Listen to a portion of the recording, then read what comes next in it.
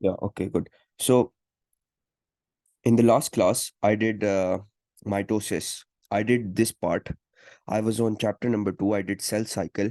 I did mitosis and chromosomes. And today I'm going to finish this chapter, cell as the basics of life. And I'll also finish meiosis in this class.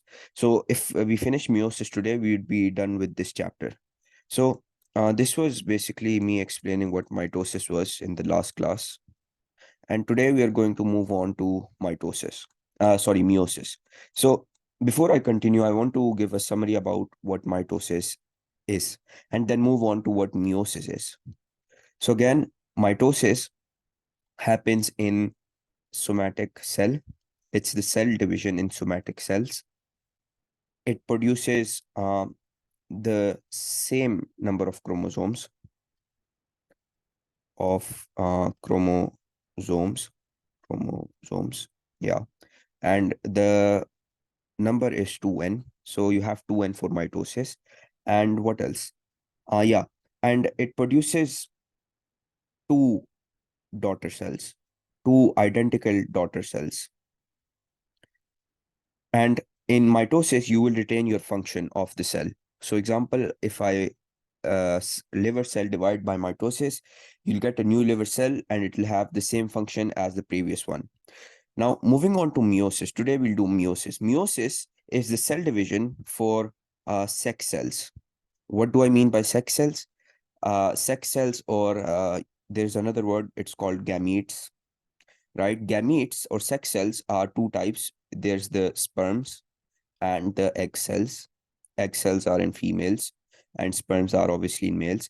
And when these two combine, they would make something called a zygote.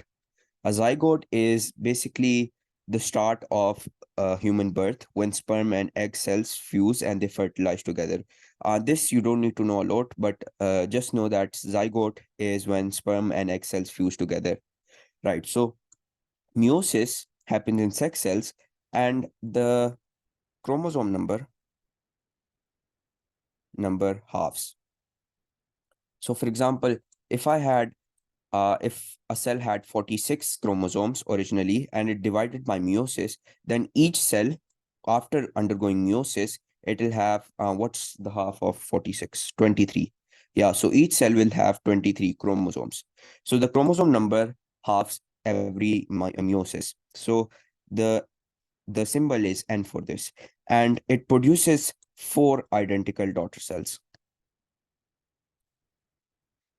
So in meiosis, you make 4 daughter cells.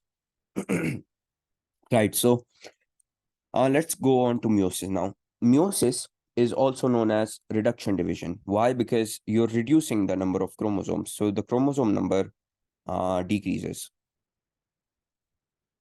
Before fertilization, this happens before fertilization in sexual reproduction. As I said, when you make zygote, before becoming a zygote, meiosis happens and you get sperms and egg cells. And these two combine and they make a zygote. So this meiosis is related to sexual reproduction, whereas mitosis was asexual reproduction. And why is meiosis important? Because meiosis produces gametes or sex cells with half the number of chromosomes, and you maintain the diploid number of chromosomes in each generation. So also to produce genetic variation in offspring.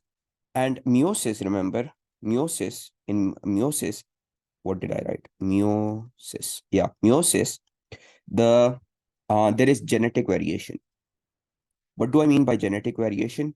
In mitosis, right? In mitosis, the cell would retain its function. So there is no genetic variation in mitosis, but in meiosis, there is genetic variation. So I'll get to that as well. So in meiosis, right, there are 2 stages. There is meiosis 1 and meiosis 2. So in meiosis 1, you have prophase, metaphase, anaphase, telophase, and then cytokinesis. Basically, it's mitosis, but with extra steps. So meiosis 1 has the same stages as mitosis. It has prophase 1, metaphase 1, anaphase 1, telophase, and cytokinesis. In meiosis 2, There is prophase 2, metaphase 2, anaphase 2, telophase 2, and then cytokinesis. So let's go on to prophase 1 first. This step is the start of meiosis 1.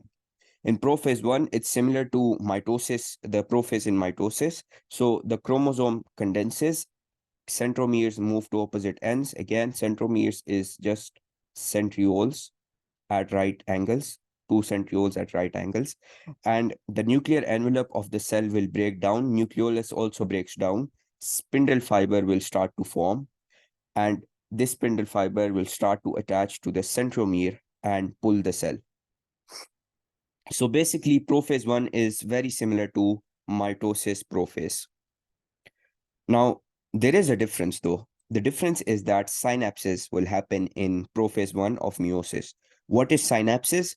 Synapses is when the homologous chromosomes pair up, right? Homologous chromosomes, they pair up, and each pair is called a bivalent or a tetrad. A tetrad, I don't know if I'm spelling that right, or a bivalent.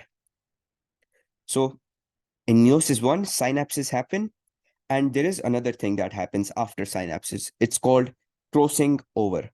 Crossing over takes place between non-sister chromatids at the chiasma.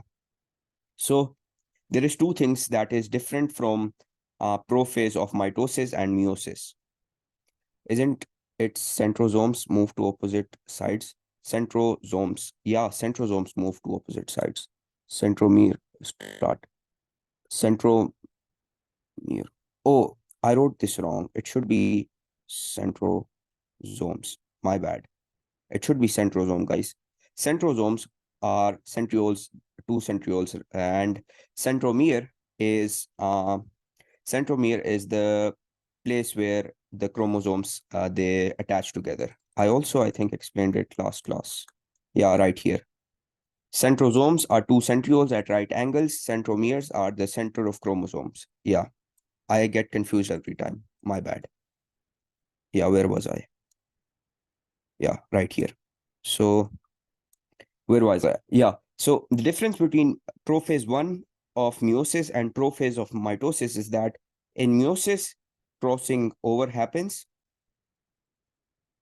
That's the first thing. And before crossing over, there is synapses. So synapses, homologous chromosomes pair up, and crossing over is when you will have genetic variation. So what is crossing over? Crossing over is when part of a chromatid breaks and it would reconnect to another non-sister chromatid. So let's say I have a chromosome. One part of this would break and it would attach to another chromosome. And similarly, this part would break and attach to another chromosome. And the site that this takes place, so the place where the exchange happens is called chiasma. So site of crossing over is called chiasma. Why is this important? It would result in linkage groups being broken. Linkage groups are broken, and this is not the main point. The main point is that you would get new combination of alleles with each chromosome exchange. So there would be genetic variation. So why does crossing over happen? Crossing over happens because of genetic variation. You need genetic variation, or else you'll make the same babies. To prevent that, there would be genetic variation. So crossing over causes genetic variation. So after prophase 1 comes metaphase 1. So it's similar to mitosis metaphase in the sense that centrosomes reach the opposite poles. Spindle fibers are fully formed. They attach to the chromosomes of the centromere. So basically what metaphase mitosis was. And this is where the difference is. So in meiosis of metaphase 1, right? In metaphase 1 of meiosis, the bivalents or the tetrads, they line up across the equator or the metaphase plate. So the place where the bivalents, what is bivalent? Bivalent is basically homologous chromosomes pairing up. So the place where bivalents or tetrads, they line up is called the metaphase plate. It's usually called the metaphase plate, but you can also call it the equator. So this is the difference in metaphase one. The bivalents, they line up across the equator or the metaphase plate. In mitosis of metaphase, right, the metaphase in mitosis, the chromosomes, they lined up at the center of the cell. Here they're lining up at the metaphase plate. So chromosomes line up in pairs. Pairs, by meaning pairs, I mean bivalents or tetrads. And then there is another difference. Independent assortment of homologous chromosome happens. So what is independent assortment?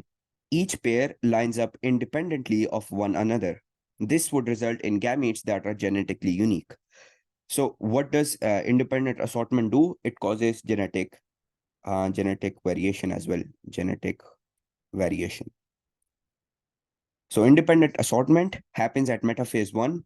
It's where the homologous chromosomes would be lining up independently of one another, and this will cause genetic variation.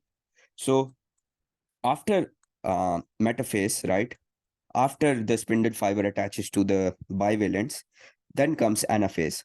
Anaphase is when the spindle microtubules or spindle fiber shortens and homologous chromosomes, they would separate. Let me zoom in. So homologous chromosomes separate. Chromosomes of each pair are pulled to the opposite ends. So basically just like mitosis anaphase, and with the centromeres leading towards the poles. So the centromeres lead towards the poles. Now, then after anaphase comes telophase 1 and cytokinesis. So there is no difference in mitosis anaphase and meiosis anaphase. The same thing happens. Spindle fiber shortens, the homologous chromosomes, they move to the opposite ends. Now, telophase 1 is where the chromosomes, they finally reach the poles, and chromosomes, they start to condense. Nucleolus will start to reappear, nuclear envelope would also reappear, and spindle fiber would start to break down. And finally comes cytokinesis, where the number of chromosomes in each daughter cell are now halved, and you would form two haploid cells. What is haploid?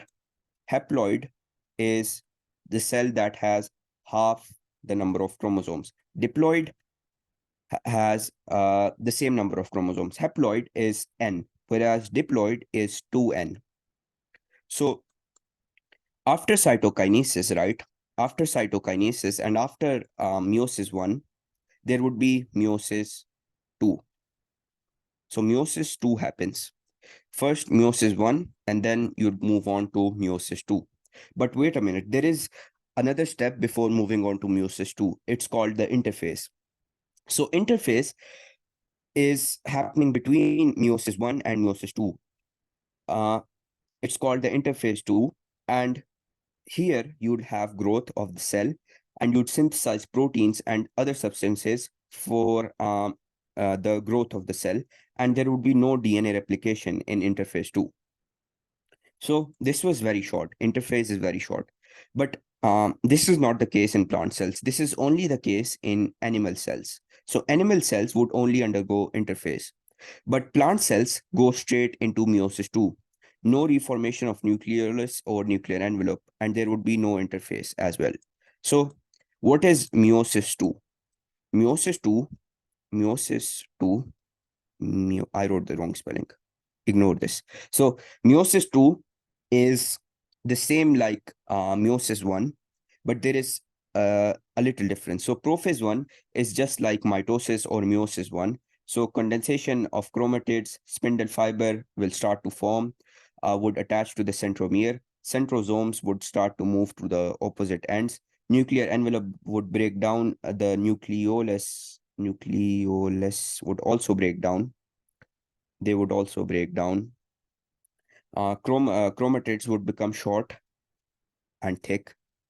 This is like basically the revision of mitosis prophase.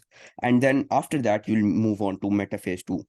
So the only difference to metaphase 1 is that chromosomes line up at right angles to first equator.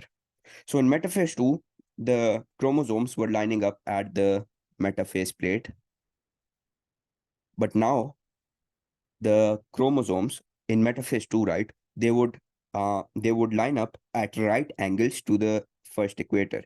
So what do I mean by this? Well, if in metaphase 1, right, if the chromosomes were lining up right like this, in metaphase 2 they would line up right angles to the first equator. So this was the first equator. They would line up like this. This is in metaphase 2.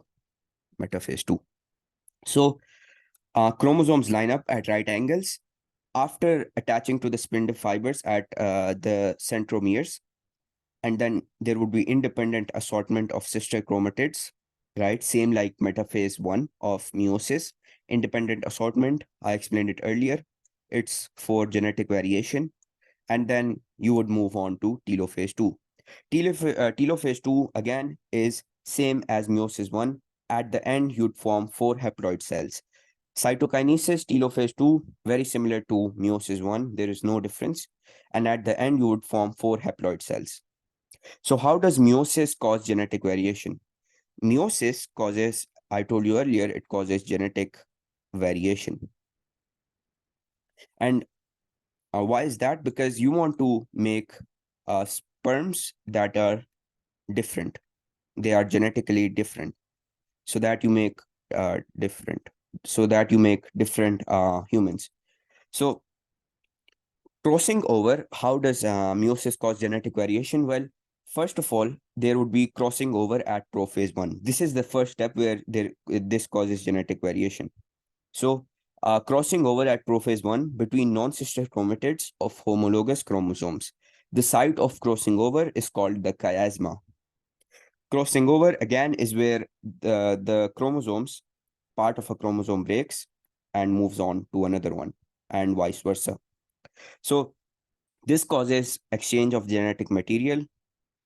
Remember, not genes, genetic material. Linkage groups are broken, and you would have new combination of alleles within each chromosome, and this therefore causes genetic variation. And after prophase 1, there is another step where you will have genetic variation. It's at metaphase 1. At metaphase 1, you'll have independent assortment. Again, independent assortment is each pair of chromosome line up independently of one another at the equator. So this will cause genetic variation.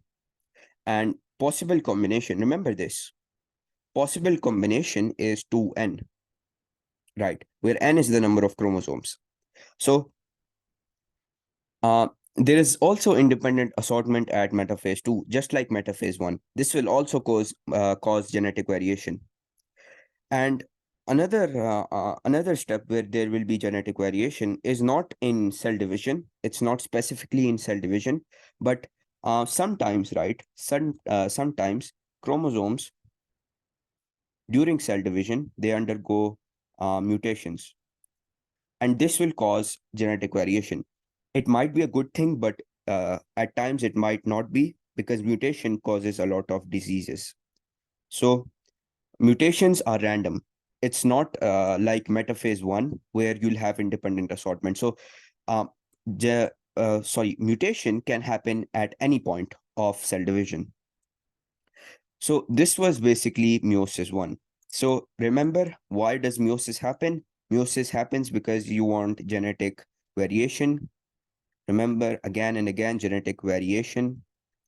And this would happen at prophase 1.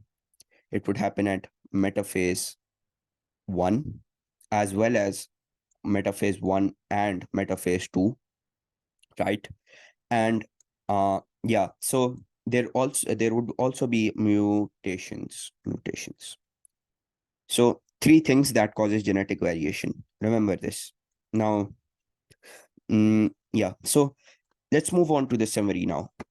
Basically, whatever we learned in the last few classes. So meiosis, again, for sexual reproduction, it makes gametes. Mitosis is asexual reproduction because you don't have any gametes being produced. And asexual reproduction, mitosis, and mitosis is making somatic cells. Somatic cells are the body cells, basically, the cells in our body.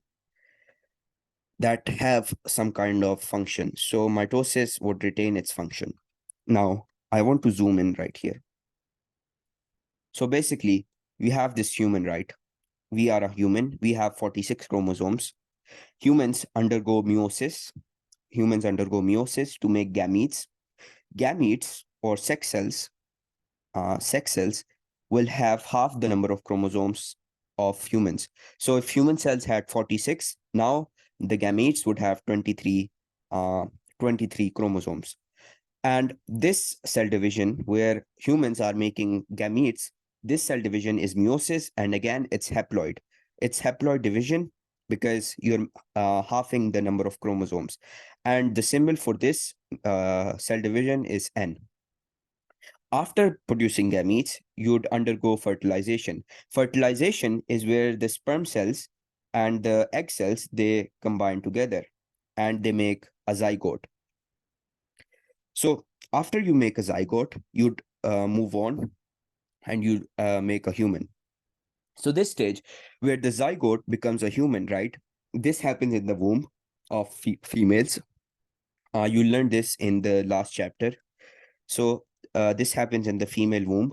And zygotes, when it becomes human, this phase is mitosis, because you're making body cells or you're making somatic cells. So zygote becoming a human is mitosis, and it's diploid because zygote has 46 chromosomes. Humans will also have 46 chromosomes. When zygote becomes a human, it will still retain 46 chromosomes. So the symbol for this is 2N because it's diploid cell division. Yeah. So moving on. Yeah. So meiosis, right? Originally, let's say this was somatic cell, which had 2N, because somatic cells undergo cell division, mitosis, they undergo mitosis, and they have 2N. So they divide by mitosis. This stage is mitosis. And then when meiosis happens, right? In meiosis 1, you make uh, 2 chromosomes. And then in meiosis 2, you make another 2 chromosomes. And meiosis 2 again is haploid. If originally you had 2 chromosomes, now you will have 1 chromosome in each cell. So meiosis is haploid. Remember this: meiosis haploid, mitosis is diploid cell division. Right. So yeah. So now let's move on to the two types of uh, meiosis division. So in humans, right, in males, you make sperms. In females, you make egg cells. So the process by which you make sperms is called spermatogenesis, and the process by which females make egg cells are called oogenesis. So how does this happen? It's very basic. You don't need to know a lot of details. So you have a spermatogonium. Just remember the name. I can't spell it right. So you have this at the start, right? And this is diploid. It's diploid at the start. This happens in males. And then after you have a spermatogonium, you'd make a primary spermatozoite. So there is primary spermatocyte. Yeah, I don't know how to pronounce this. Spermatocyte, just memorize the name. So primary spermatocytes have 2N. So this division is diploid. But once you go and move on to secondary spermatocyte, you'd halve the number of chromosomes. So this is the place where you'll undergo meiosis. So meiosis happens when you go from primary to secondary spermatocyte, and you're halving the number of chromosomes. So secondary spermatocyte would have n number of chromosomes, half number of chromosomes. Primary would retain the number of chromosomes, so 2n. And after making secondary spermatocyte, you would make spermatids, or basically sperms. So sperms, there would be 4 sperms, and this is also N, or simply haploid, because originally, before meiosis, you had 2n, but now you have n number of chromosomes, so it's haploid. And each spermatogenesis would make 8 chromosomes, because you make two secondary spermatocyte, and each secondary spermatocyte would make 4 chromosomes. So 4 chromosomes each. Therefore, in total, you have 8 sperm cells being made in spermatogenesis. So, summary: you make 8 sperms in each spermatogenesis, and remember which of the stages is haploid or diploid.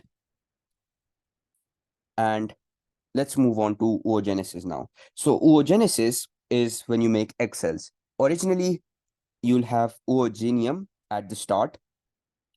Oogenium, like spermatogenium, is 2n. It's diploid, sorry. So oogenium becomes primary oocyte, and just like the primary spermatocyte, the primary oocyte will also be diploid. So it would also have 2n. But when you move on to secondary oocyte, like secondary spermatocyte, you'd have the number of chromosomes. So you're making a haploid cell. And after the secondary oocyte is made, you'd convert that into an egg cell. So uh, it's very similar to spermatocyte, right? There is 2n in the primary oocyte. There is n in the secondary oocyte. And after secondary oocyte, you make egg cells. After secondary spermatocyte, you make sperm cells. So at the end of oogenesis, you are making 2 egg cells. At the end of spermatogenesis, you are making 8 sperm cells. This is very important. So memorize this. Right. So what is other than that? Mm, yeah. So we have a few questions. We did this in the last class of biology. Today, I'm going to focus on these 2 questions. So uh, let's do this question first.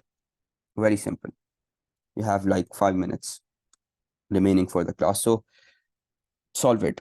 You have 2 minutes. Which of the following comes immediately after anaphase in mitosis?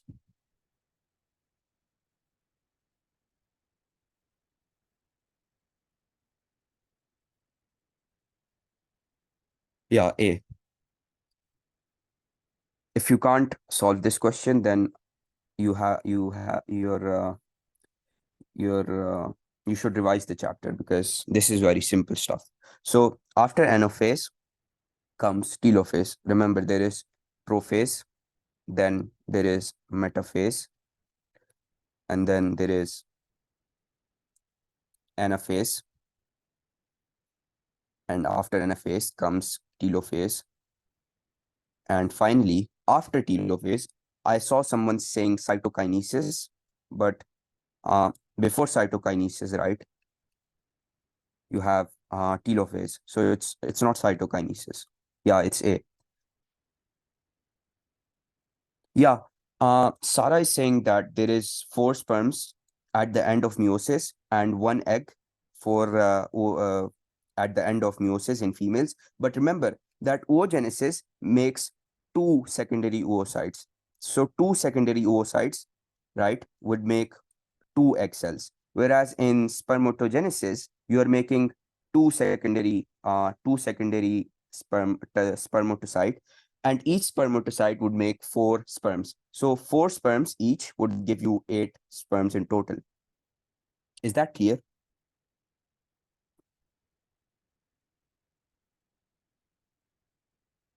Mm,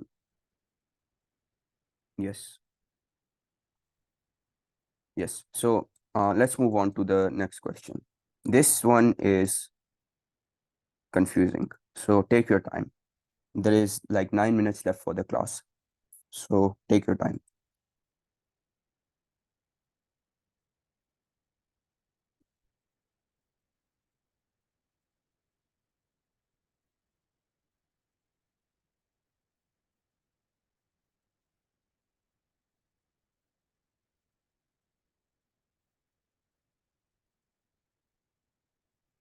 Someone is saying E.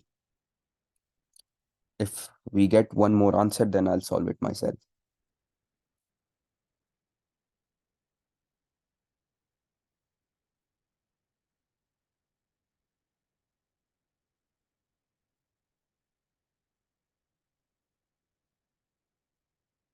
Yep, E. So yeah, it's E. I think it's E. So if animal's body cell contains 36 chromosomes, which row is correct? So a zygote, told you earlier, would retain the chromosome number because zygotes are diploid. So zygote has the same number of chromosomes. In mitosis, the chromosome number is still the same. It's diploid or 2n. So it's also 36. And daughter cells made by meiosis. So in meiosis, the chromosome number halves. So half of 36 is 18. So it's 18. Yeah. So the answer is E. Is this clear, everyone? If you have any questions? No? I think I'll end the class now. All right, good. So I'll see you tomorrow. Tomorrow is physics, right? So yeah, see you tomorrow. Bye.